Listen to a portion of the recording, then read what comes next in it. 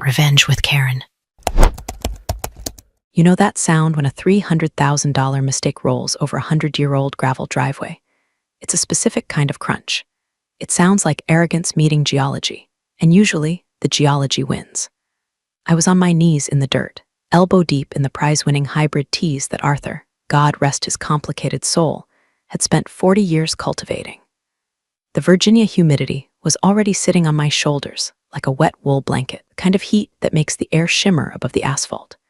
I had my grandniece's playlist humming in one earbud and the low growl of the estate's industrial mower buzzing in the distance. My hands were stained green and brown, my nails were shot to hell, and I was wearing a sun hat that had seen 3 presidencies. To the untrained eye, I looked like the help. To the specifically trained eye of Miles Whitmore Roman IV, I probably looked like a smear on the landscape of his new kingdom. Didn't pull up to the front entrance of the manor. No, that would imply he had respect for the architecture. He drove his Porsche 911 GT3, chalk gray, because of course it was, right onto the manicured circular lawn, the tires chewing up the zoysia grass I had spent 6 weeks rehabilitating after a fungal bloom. I didn't stand up immediately. I just stopped pruning. The engine cut, and the silence that followed was heavy. The door opened. Out stepped the prodigal son. He was wearing a linen suit that cost more than my first car, loafers with no socks, and an expression that suggested the air in Virginia wasn't quite filtered enough for his lungs. He looked at the house, then at the fountain, and finally he looked down at me. "Hey," he barked. He snapped his fingers. Actually snapped them. Like I was a golden retriever with a learning disability. "You, where's the valet?" I stood up then, wiping my hands on my canvas apron. I took my time. In my line of work, which isn't really gardening, though I do enjoy the violence of pruning, you learn that silence makes nervous people talk and arrogant people shout. "We don't have a valet, Mr. Whitmore," I said, my voice flat. "The staff parks around the back, guests park on the gravel. You're currently parked on the irrigation system." He laughed. It was a dry, hollow sound. "I'm not a guest, lady. I'm the owner." "Who are you? The weed lady?" "I'm Margaret," I said. "Great, Margaret. Grab my bags. The trunk is in the front. Try not to scratch the paint with those." He gestured vaguely at my hands, claws. "By the way, if you enjoy stories about arrogant heirs getting legally dismantled by the people they mistreat, maybe hit subscribe or drop a like. It helps the team keep the lights on while we dig up more dirt." Anyway, back to the Porsche. I looked at the car. I looked at him. I could have told him right then. I could have wiped the dirt off my hand, extended it, and said, "Actually, Miles, I'm the co-trustee of the Whitmore Family Legacy Trust, the executor of your grandfather's will, and the person who currently holds the voting proxy for the board that decides if you get your allowance." But I didn't. Arthur Whitmore, the old man who built this place from a tobacco farm into a diversified real estate empire, given me one piece of advice before the cancer took him apart piece by piece. "Margaret," he'd wheezed, grabbing my wrist with a hand that felt like dry parchment. "Let them hang themselves. The rope is cheaper than the lawyer." So I played the part. I walked over to the Porsche. I popped the frantic, pretentious little trunk, frunk, I think the kids call it. I hauled out 2 Louis Vuitton duffels that weighed less than a bag of fertilizer. Heavy lifting for an old broad, Miles muttered, tapping away on his phone. "Make sure you take them to the master suite and tell, whatever the butler's name is, that I want a scotch, neat, no ice. And if I see a single dandelion on this lawn tomorrow, you're out." He walked up the steps, not even looking back, the grand oak doors swallowing him whole. I stood there for a moment, the heat radiating off the car engine warming my legs. I looked at the ruts his tires had made in the turf. Deep, ugly scars in the perfect green velvet. Dandelions, I whispered to myself, chuckling. He was worried about weeds. He didn't realize he was standing in a jungle, and he had just insulted the tiger. I carried his bags to the porch and left them there. Then I walked around the side of the house, past the rose garden, past the solarium, and into the small, detached stone cottage that served as the estate management office. It was cool inside, smelling of old paper and lemon polish. I sat down at my desk, a massive mahogany piece that Arthur had left me specifically, and unlocked the bottom drawer. I pulled out a thick, leather-bound binder. The spine was cracked, the pages yellowed at the edges. The Whitmore Family Trust, Governance and Behavioral Bylaws, amended 2019. I opened it to page 14. I didn't need to read it, I had memorized it, but I liked looking at the words. They looked like weapons. Clause 4, Section B, the treatment of legacy staff. I picked up my pen, a heavy Mont Blanc that contrasted sharply with my dirt-stained fingers, and opened my logbook. Date, June 14th. Time, 2:15 p.m. Incident, Air Miles Whitmore Roman 4 arrived. Unauthorized vehicle parked on sensitive landscaping, Zone B, irrigation grid. Verbal disparagement of trustee, acting in capacity of groundskeeper, demanded menial labor outside of job description. I closed the book. Miles thought he had come home to claim a kingdom. He didn't know that the kingdom had an immune system and he was the virus. I picked up the phone and dialed the number for the main house kitchen. "Mrs. Higgins," I said when the cook answered. "Margaret, he's here," she whispered. "He's already complaining about the smell of the pot roast. He wants sushi in rural Virginia. In June. Give him whatever he wants," Betty said soothingly. "Let him feel like a king. Just write it down, every request, every insult, every time he sends a plate back." "Why?" she asked. "Because," I said, leaning back in my chair and watching the security feed on my monitor where Miles was currently kicking a muddy boot scraper. "We're building a case file. And I need you to be the best witness in the world." I hung up. I looked at my dirty hands. "Weed lady," I said to the empty room. I reached for the hand sanitizer. It was going to be a long summer, but the harvest was going to be spectacular. The first week of Miles's reign was less like a transition of power and more like a toddler finding a handgun. It started with the contractors. I use quotes because the van that rolled up on Tuesday didn't have a company logo, just a magnetic sticker that said Vibe Shift Interiors. 3 guys hopped out wearing skinny jeans and beanies, despite it being 92 degrees with 90% humidity. They looked like they brewed their own kombucha in a bathtub. I was trimming the boxwoods near the east wing when Miles marched out, flanked by the lead designer. "So, the wood paneling in the library," Miles was saying, waving a hand as if swatting away a fly. "It's too, Scooby-Doo, it's depressing. I want to rip it all out. Paint it white. Or maybe that distressed gray laminate. Open the space up. Make it breathable." I froze. My shears hovered over a branch. The library paneling was American chestnut. It was extinct. That wood was literally irreplaceable. It had been installed by his great-grandfather in 1928. It was worth more than Miles's entire personality. "And the books," Miles continued. "Who reads anymore? Let's turn the shelves into a sneaker display. I have a collection of Jordans that need a home." The designer nodded enthusiastically. "Totally. Can do floating glass shelves. LED backlighting. Very hype-beast chic." I felt a physical pain in my chest, a tightening right behind my sternum. It wasn't a heart attack. It was the ghost of Arthur Whitmore trying to possess my body to strangle his grandson. I didn't intervene, not yet. Intervention would show my hand. Instead, I waited until they went inside, and then I walked calmly to my cottage, pulled out the historical preservation rider attached to the trust deed. Subsection C. The maintenance of the primary residence's historical integrity. Any structural alteration to the library, solarium, or master study requires a unanimous vote by the Heritage Committee.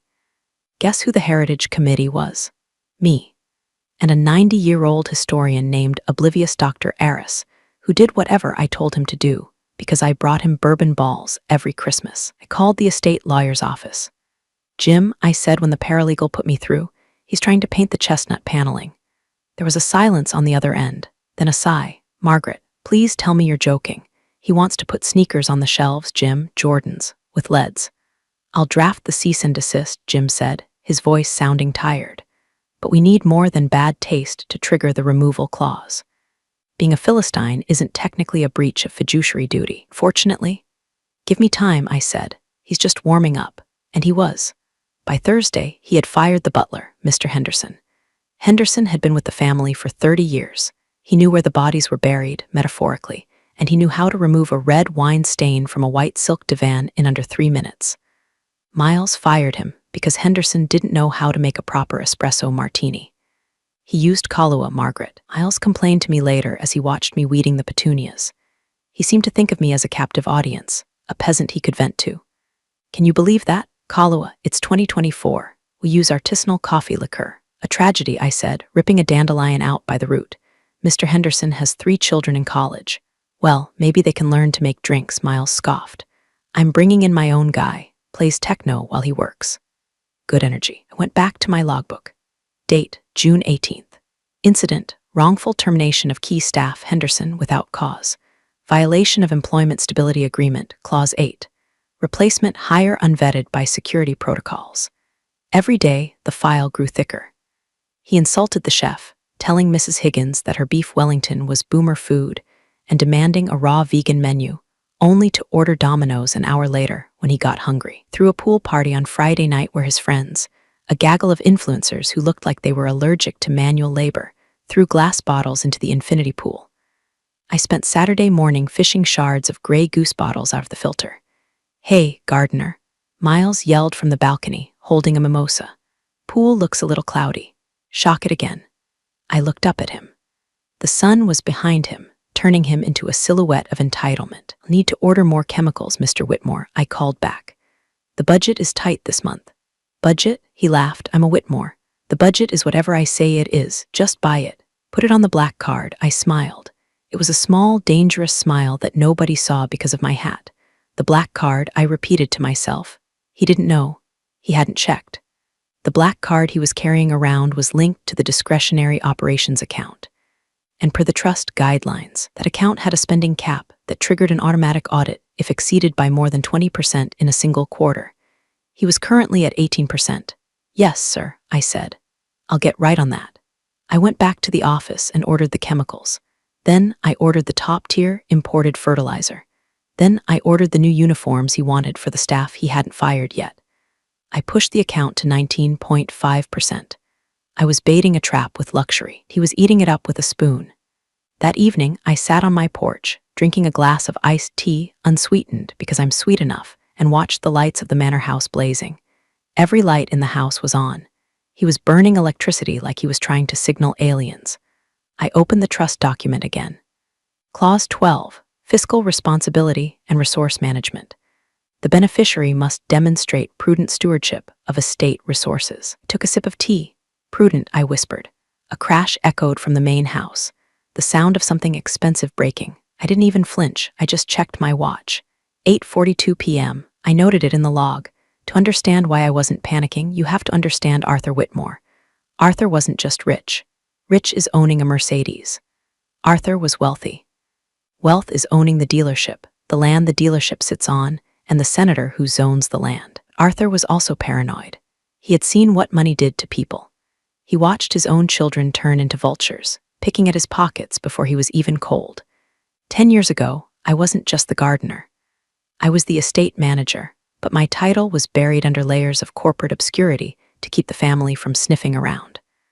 I caught Arthur's nephew, Miles's uncle, a slimeball named Rick, funneling maintenance funds into a shell company in the Caymans. Rick thought he was clever. He thought listing hydraulic lift repair, $45,000 was safe because who checks the invoices for tractor parts? I did. I walked into Arthur's study, placed the invoices on his desk, and laid out the paper trail. I didn't ask for a raise. I didn't ask for a reward. I just said, "Mr. Whitmore, your nephew is stealing from the land. The land doesn't like thieves." Arthur looked at the papers, then at me. He didn't yell, just nodded. Rick was gone by sunset. Cut out of the will, barred from the property. 2 weeks later, Arthur called me in. His lawyer, Jim, was there. "Margaret," Arthur said, pouring 2 fingers of scotch, "I'm dying, not today, but soon enough. And when I go, the sharks will come. My grandson, Miles, he has his mother's taste for spending and his father's lack of spine." He slid a document across the desk. "I'm making you co-trustee," he said. I choked on my own spit. "Sir, the family will eat me alive. They see me as the help." "Exactly," Arthur smiled, and it was a wolf's smile. "They'll never see you coming. You know the land, you know the accounts, you know the truth of this place. I'm putting in safeguards, dead man's clauses, but they need a finger on the trigger, someone who isn't afraid to pull it." He pointed at Clause 14C, line 12, the Behavioral Governance Clause. "If the heir proves unworthy," Arthur whispered, "if he treats this legacy like a piggy bank or a brothel, you shut him down, you cut the cord.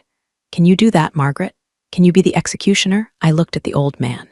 I looked at the estate outside the window, the rolling hills, the oaks that had stood since the Civil War. "Yes, sir," I said. Flash forward to the present. Saturday night. The housewarming party was in full swing.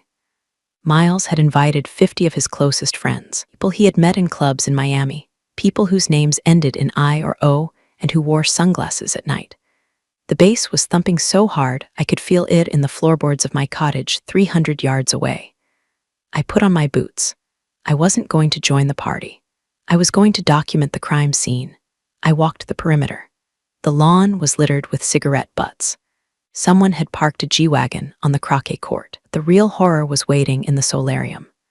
The solarium housed the Vittoria, a marble statue commissioned by Arthur's father in Italy in 1950. It was a breathtaking piece, a woman gazing toward the horizon, representing the family's future.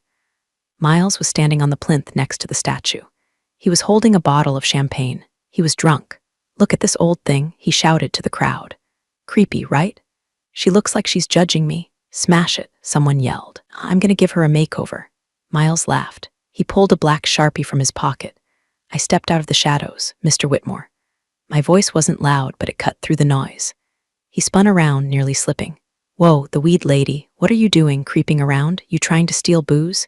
"Get down from the statue, Miles," I said. I dropped the Mr. Whitmore. "We were past that. Don't tell me what to do," he sneered. "I own this rock, I own you." He turned back to the statue and drew a mustache on the marble face. A thick, jagged black line across the pristine white stone. The crowd cheered. "There," Miles yelled. "Now she's modern." I felt a coldness settle in my stomach. It was the same feeling I had when I found Japanese beetles on the roses. Pure, clinical detachment. I pulled out my phone. I didn't call the police. I didn't call security. I snapped a photo. High resolution. Flash on. Miles blinked in the sudden light. "Hey, no paparazzi. Just updating the inventory," I said calmly. I turned and walked away. As I walked back into the dark, I dialed the lawyer's private number. It was 11:30 p.m. on a Saturday. "Margaret," Jim answered on the second ring. He sounded awake. He defaced the Vittoria, I said. "Marker, permanent. In front of witnesses. Is it on camera? And I have stills." "Okay," Jim said. "That's vandalism of trust assets. That triggers Section 9. But we need the big one, Margaret. We need the public termination." "I know," I said. "I'm going to give him the opportunity tomorrow." "Be careful," Jim warned. "I'm not the one in danger, Jim," I said. "I'm just the gardener." I hung up. The bass thumped on. But to me, it sounded like a funeral march. Sunday morning dawned bright and cruel. The kind of morning that punishes a hangover with blinding sunlight and the screaming of cicadas. I was ready. I had organized the landscaping crew, 3 guys, loyal to me, not the paycheck, to be working on the main terrace. We were doing high-visibility work, hedge trimming, leaf blowing, the loud stuff. I knew Miles had guests staying over, specifically a couple of angel investors he was trying to charm into funding his Tech for Toddlers app idea, or whatever scam he was running this week. At 10:00 a.m., Miles stumbled onto the terrace. He was wearing sunglasses and a silk robe that looked ridiculous. His guests, a man and a woman in business casual, looked less hungover and more judgmental. They were scanning the grounds, likely assessing the collateral for whatever loan Miles was begging for. I was right below the balcony, shaping the hydrangeas. I had instructed the crew to turn off the blowers the second he appeared, so the silence would be sudden and spotlight focusing. "And this," Miles was saying, his voice raspy, "is the estate, all mine, 300 acres. We're thinking of putting a helipad over there by the tree place." "The arboretum," I corrected without looking up. My voice carried perfectly in the quiet morning air. Miles stiffened. The guests looked down at me. "Excuse me?" Miles snapped. "It's called the arboretum, Mr. Whitmore," I said, snipping a dead head off a bloom. "And you can't put a helipad there. The ground is protected wetlands." "Federal designation." Female investor raised an eyebrow. "Protected wetlands?" "Miles, you said the zoning was clear." Miles's face flushed a blotchy red. He gripped the stone railing. "It is clear. Don't listen to her. She's just the help." He leaned over the balcony. "Hey, Margaret, shut up and cut the grass." "The grass is cut, sir," I said calmly. "I'm pruning the hydrangeas. If I don't do it now, they won't bloom in August." "I don't care about August." Miles screamed. His voice cracked. The alcohol and the embarrassment were creating a toxic cocktail in his brain. "I care about you knowing your place. You're embarrassing me." "I'm stating facts, sir," I said. I stood up and looked him in the eye. I took off my sun hat. I let him see the gray in my hair and the steel in my eyes. "Perhaps if you read the estate survey, you'd know about the wetlands." That was it. The bait was taken. The trap snapped shut. Miles lost it. He completely unraveled, through his mimosa glass. It shattered on the flagstones 3 feet from my boot. "You insolent old hag," he shrieked. "You think you can talk back to me? In my house, in front of my guests?" The investors were taking a step back, looking uncomfortable. The male investor was actually checking his watch. "I am the Whitmore. I am the lord of this manor." He actually said that. Lord of the manor, you can't make this stuff up. You are fired, he bellowed.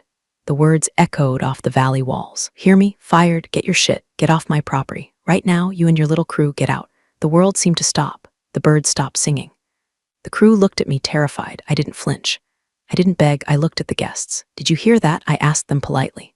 The man said. He terminated my employment, I said, effective immediately. For cause of insubordination, damn right. Miles yelled, fired, terminated, go. Understood, I said, reached into my apron pocket. I didn't pull out a trowel. I pulled out my phone. I dialed Jim. I put it on speaker, but I held it close. It's done, I said. Did he use the words? Jim asked. He yelled, you are fired and terminated in front of 2 witnesses and the landscaping crew, I said. And you have not been authorized for termination by the board. No, sir. Okay, Jim said. I could hear the smile in his voice. Triggering the inheritance clause 14C. Freezing assets in 3, 2, 1. I hung up. I looked up at the balcony. Miles was panting, looking triumphant. He thought he had won. He thought he had just exerted dominance. Then his phone buzzed. Then the female investor's phone buzzed. Probably a news alert. No, likely a notification from a compliance check. Bad vibes travel fast in finance. Miles looked at his phone. His face went from red to a color I like to call audit ash. What the? He muttered. Why is my card declined?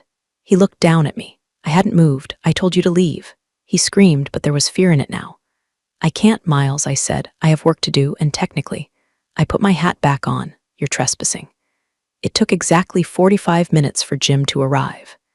In that time, Miles had tried to call the police to have me removed, but the dispatcher, who happens to be my cousin's wife, Sarah, just kept asking him to please hold while she verified the jurisdiction. Miles was pacing in the grand foyer, the investors having awkwardly Ubered away 10 minutes prior. He was frantically tapping his phone, which I assumed was now a very expensive paperweight. When the black Lincoln town car crunched up the driveway, Miles let out a sigh of relief. He thought it was backup. He thought it was his dad or some fix-it guy. He didn't expect Jim. Jim is 6'4", wears suits that look like they were cut from funeral curtains and has the bedside manner of a tombstone. He walked up the steps, briefcase in hand. I was standing by the door, still in my muddy boots. Miles glared at me. Finally, Miles shouted at Jim, "Are you the firm's rep? Good. This woman refuses to leave. She's trespassing. I want her arrested. And I want to know why my accounts are frozen. Is it a glitch?" Jim didn't answer immediately. He walked past Miles, placed his briefcase on the antique entry table, carefully avoiding the vase, and clicked the latches open. Snap, snap, Mr. Whitmore, Jim said, his voice a deep baritone that seemed to suck the air out of the room. "I am James Sterling, legal counsel for the Whitmore Legacy Trust." "Yeah, I know who you are," Miles snapped. "You work for me." "No, sir," Jim said, pulling out a document on thick, cream-colored paper. "I work for the trust. You are a beneficiary of the trust. There's a significant difference. Whatever, fix my cards and fire her." Miles pointed a shaking finger at me. Jim turned to me. "Margaret, would you confirm the events of this morning? Mr. Whitmore terminated my employment publicly at 10:12 a.m., I recited. He cited insubordination. He refused to consult the board. Lies. Miles yelled. "I don't need a board to fire a gardener." Jim handed the paper to Miles. "Actually, you do," Jim said. Miles snatched the paper. "What is this legalese crap? Read clause 14C, paragraph 2, Jim said calmly. It was added in 2019. Any beneficiary who terminates a steward of record, defined as a staff member with more than 15 years of tenure or trustee status, without unanimous authorization from the governance board, shall act in breach of the good stewardship covenant." Miles's eyes scanned the page. His lips moved as he read. Looked like a child trying to read quantum physics. "So what?" Miles scoffed. "I breached a covenant. Send me a fine. I'll pay it when you unlock my money." "You didn't read the penalty, Miles," I said from the corner. Jim continued, reciting from memory. "The penalty for such a breach is the immediate suspension of all discretionary access. The beneficiary's status is downgraded to conditional resident. All financial accounts are frozen pending a full tribunal review. Control of the estate reverts to the co-trustee." Miles looked up. He looked at Jim. Then he looked at me. "Co-trustee?" he whispered. "Surprise," I said dryly. "You?" Miles laughed, but it sounded like a sob. "The weed lady, you're the trustee? I'm the person who decides if you get to eat this month, Miles," I said. "And right now I'm not feeling very generous." Miles frantically dialed his father. He put it on speaker. Dad, pick up. They're trying to steal the house. Phone rang and rang. Then, you have reached the voicemail of Miles Whitmore Roman 3. If this is Miles Roman 4, son, the lawyers called me. You're on your own. I warned you about Margaret. Don't ask for money. Click. Miles dropped the phone. It hit the marble floor with a crack. My dad. He knew. Everyone knew Miles, Jim said, closing his briefcase. Everyone except you, because you never bothered to ask who actually ran this place. Jim turned to me. Trusty, do you have instructions for the security team? I looked at Miles. He looked small. The arrogance was evaporating, leaving just a scared, spoiled boy in a silk robe. No security yet, I said. Let him simmer. But Jim, cut the Wi-Fi. Done, Jim said. Miles looked at the router blinking in the corner. You can't do that. How will I stream? Read a book, Miles, I said, turning to the door. But not in the library. I hear the lighting is bad for sneakers. Next 24 hours were a masterclass in impotence. Miles tried to leave, to drive into town and, I don't know, rage eat sushi. But when he got to the Porsche, it wouldn't start. Why? Because the Porsche was leased by the estate LLC. And as the trustee, I had reported it as at risk of unauthorized use via the tracking app. The engine was remotely disabled. I watched from the kitchen window as he kicked the tires. He looked like a toddler denied a juice box. The juice box had 500 horsepower. He stormed back into the house and tried to order an Uber. But with his personal cards maxed out and the estate cards frozen, his app just kept pinging payment method invalid. He was trapped. In a mansion. With a fully stocked wine cellar, he couldn't open digital keypad, code changed at 11 o'clock a.m., and a pantry full of boomer food he didn't know how to cook. At 2 o'clock p.m., the board convened. Didn't meet in the grand dining room. We met in the conference room of Jim's law firm in town. I drove my beat-up Ford. Miles had to be shuttled in by the estate's security guard, Frank, in the back of the patrol jeep. Miles walked in looking disheveled. He hadn't shaved. He was wearing a tracksuit. The board sat around the mahogany table. There was Jim, legal. There was cousin Sarah, the one from the 911 dispatch, representing family interests. There was Judge Holloway, retired, representing community standards. And there was me. This is a kangaroo court. Miles shouted as he sat down. I want a lawyer. You can hire one, Judge Holloway said, peering over his spectacles. With what funds, I'm not sure. But you're welcome to try. We are here to vote on the suspension of privileges, Jim announced. Motion brought by co-trustee Margaret regarding the events of June 14th through 19th. She provoked me. Miles pointed at me. She was disrespectful. She didn't tell me who she was. Did you ask? I said quietly. I shouldn't have to ask. Miles slammed his hand on the table. I'm the heir. You are a steward, I corrected him. Just like me, just like Arthur was. You don't own the land, Miles. You serve it. And you have failed. I slid a folder across the table. Item A, the invoices for the Vibe Shift renovations. Unauthorized structural changes. Item B, the firing of Mr. Henderson, resulting in a potential wrongful termination lawsuit. Item C, the damage to the Vittoria statue. Estimate for restoration, $15,000. Item D, the public termination of the co-trustee. Sarah flipped through the photos of the statue. She shook her head. Grandpa loved that statue, Miles. You drew a mustache on it? Really? It was irony. Miles pleaded. It was art. It was vandalism, Judge Holloway grunted. I call for vote, Jim said. Suspend privileges, Sarah said. Suspend, the judge said. Suspend, Jim said. They looked at me. I looked at Miles. He had sweat on his upper lip. He looked like he was about to cry. Miles, I said, if you had just said thank you when I carried your bags, if you had just learned the names of the people who make your bed, we wouldn't be here. I can change, he stammered. I'll be better. I'll garden. I'll learn the plants. It's too late for the harvest, Miles, I said. Suspend. The gavel didn't bang. We didn't have a gavel. Jim just stamped a document, approved. Miles Whitmore Roman 4, Jim said. Effective immediately, you are stripped of all financial authority. You are permitted to reside in the guest cottage, Miles gasped. That's a shed. It's for the pool boy, pending a probationary period of 6 months, Jim finished. If you demonstrate growth, we may review. If not, total disinheritance. You can't do this. Miles screamed. We just did, I said. Frank will drive you back. Don't go into the main house. Your biometric access has been revoked. Miles stood there, shaking. He looked at me with pure hatred. You planned this, he hissed. You set me up. I didn't plant the seeds, Miles, I said, gathering my files. I just watered them. Tuesday was assessment day. Miles was holed up in the guest cottage. I saw him peering through the blinds like a fugitive.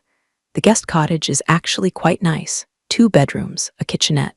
But to Miles, it was basically solitary confinement at Alcatraz. I walked the main house with Mr. Sterling, Jim, and a forensic appraiser named Clark. Clark was a man of few words and many calculators. We started in the library. The paneling, I pointed out. Miles hadn't managed to paint it yet, but the designers had sanded down a patch to test the grain. Clark ran a finger over the scarred wood. American chestnut, old growth. Restoration will require sourcing reclaimed lumber from the 1920s. Expensive, very difficult. He tapped on his iPad. Click, click, click. Estimated damage, $12,000. We moved to the kitchen. The industrial wolf range, a masterpiece of culinary engineering, was covered in burnt sugar and what looked like melted plastic. Miles had tried to flambe something. Burner replacement. Hood cleaning. Smoke damage to the ceiling tiles, Clark muttered. Click, click, click, $4,500. Then the solarium, the Vittoria. The Sharpie had soaked into the porous marble. We can laser it, Clark said, grimacing. But it might leave a shadow. We'll need a specialist from DC. Click, click, click. $18,000. Tallied it up. In 1 week, Miles had caused roughly $50,000 in physical damages. That didn't include the severance pay for the butler or the legal fees. He's going to sue, you know, Jim said as we walked out onto the veranda.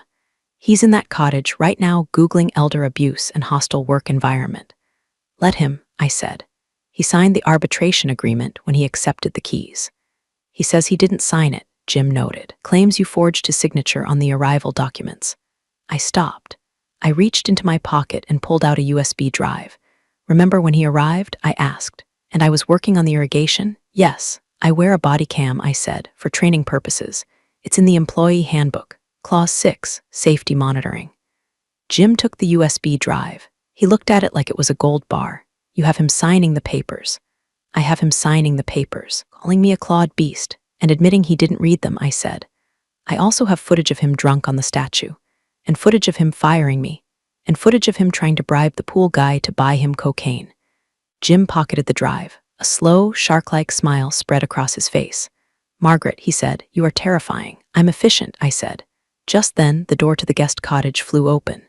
Miles stormed out. He was wearing the same tracksuit. I see you, he screamed across the lawn. I see you counting my money. You're thieves. I'm calling the news. I'm going to tell them you kidnapped me. I looked at Clark, the appraiser. Did you get that? I asked. Clark held up his iPad, audio recording active. Threatening behavior noted. Add it to the tab, I said. Miles ran out of steam halfway across the lawn. He stopped, realizing he had nowhere to go.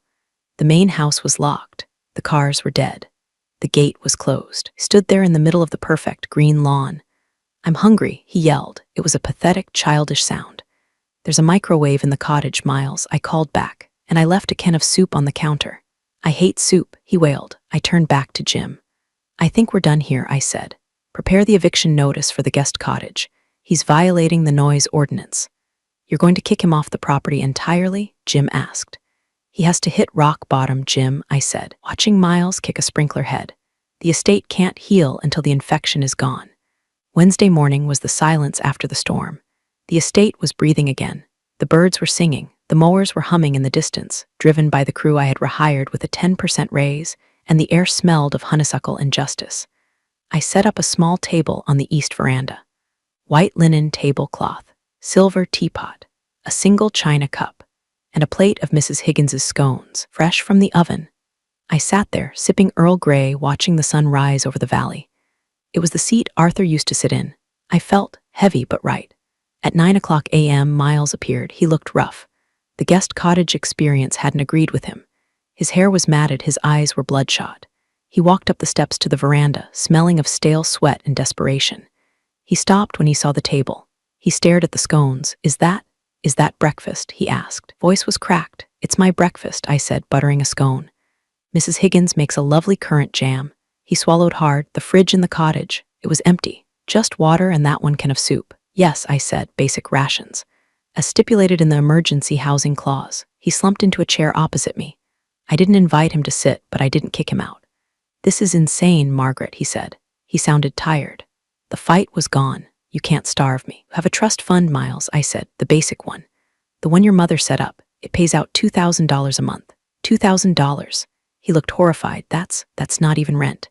It is in Ohio, I said, or maybe a nice apartment in Roanoke. But here, no. Here you need the legacy trust, and you lost that. I can fix it, he said. I'll apologize. I'll apologize to the butler. I'll apologize to the statue. Just turn the money back on. Put down my teacup. The china clinked softly against the saucer. It's not a light switch, Miles, I said. It's a contract. You broke the covenant. You proved conclusively that you care more about your ego than this family's history. I'm family, he cried. Doesn't that mean anything? Blood is biology, I said. Family is behavior. Arthur knew that. That's why he wrote the clause. Grandpa was crazy, Miles muttered. Grandpa was a genius, I said. He knew you were coming. Told me, Margaret, the boy has a hole in his soul where the work ethic should be. He gave me the shield to protect this place from you. Miles stared at me. You hate me. I don't hate you, Miles, I said honestly. I pity you. You had everything. You had a legacy handed to you on a silver platter, and you used it as an ashtray. I slid a heavy envelope across the table. It wasn't the eviction notice. It was a plane ticket. What's this? One way to New York, I said. Coach, and a check for $5,000. Starter money, from my personal account, not the trust. You're paying me to leave? I'm paying for peace and quiet, I said. The board voted to terminate your residency. You have 1 hour to vacate the guest cottage. Frank will drive you to the airport. Miles looked at the check. He looked at the ticket. He looked at the scones. Can I take a scone? He asked. It was the first honest, humble thing he had said all week. Take 2, I said. It's a long flight. He grabbed the scones, stuffing them into his pockets. He stood up. He didn't say thank you. He just turned and walked away. But his shoulders were slumped. The swagger was gone. I watched him go. Cut the grass better, I whispered to myself. I took another sip of tea. It was perfect. The walk down the driveway is long. It's a 1/4 mile of crushed white stone lined by ancient oaks that form a canopy, a tunnel of green and shadow. I stood at the gate and watched Miles walk it. He didn't get a ride from Frank in the end. He refused it. Maybe it was a last shred of dignity, or maybe he just wanted to delay the inevitable. He dragged his Louis Vuitton bags, scuffed now, stained with mud, behind him. The wheels crunched on the gravel. Crunch, crunch, crunch, the sound of defeat. At the end of the driveway, a yellow taxi was waiting. Not an Uber Black, a local taxi. Crown Vic with a dented bumper. Miles stopped at the gate. He looked back at the house. It stood on the hill, magnificent, indifferent. The windows reflected the clouds. It didn't care that he was leaving. It had seen 5 generations of Whitmores come and go. It would see 5 more. He looked at me. I was holding my pruning shears. You win, he yelled from the gate. Are you happy? You're the queen of the castle now. Alone. I'm never alone, Miles, I said, though he couldn't hear me. Have the ghosts. He threw his bags into the trunk of the taxi and got in. The car drove away, disappearing around the bend. Silence rushed back in to fill the space he left. Jim pulled up in his town car a moment later. He rolled down the window. He's gone, I said. The board is asking about the succession plan, Jim said. With Miles out, the trust defaults to the secondary line. That's his cousin, Abigail, the veterinarian in Vermont. I know Abigail, I smiled. She likes dirt. She drives a Subaru. She'll do fine. And until then, I said, I'll keep the lights on. Jim nodded. You know, Margaret, Arthur told me something else before he died. Oh, he said he didn't write Clause 14C. He said you dictated it to him. I looked at the shears in my hand. I remembered that night in the study. Arthur was weak, worried his legacy would crumble. I had taken the pen from his hand. I had written the words, Good Stewardship Covenant. Arthur was a romantic, I said. He believed in blood. I believe in contracts. Jim laughed. Remind me never to cross you, Margaret. Just don't park on the Zoysia, I said. Jim drove off. I was alone at the gate. I took a deep breath. The air smelled of rain coming. Good. The hydrangeas needed it. I walked back up the driveway. I didn't go into the house. I didn't go to the master suite or the wine cellar. I went to the tool shed, put on my canvas apron. I sharpened my shears. I filled a bucket with fertilizer. There was a patch of weeds near the solarium that needed attention. The roots were deep, but I was patient. I knelt in the dirt. I dug my hands into the soil. Some people think power is a corner office or a black credit card. They're wrong. Power is deciding what grows and what gets cut. I pulled a weed, roots and all, and tossed it on the pile. Cut the grass better, I chuckled. I turned on the sprinkler. The water hissed, a lovely serpentine sound. We were all healed. Life doesn't always hand out clean endings, but sometimes it gives you exactly what you need. Thanks for listening. Until next time.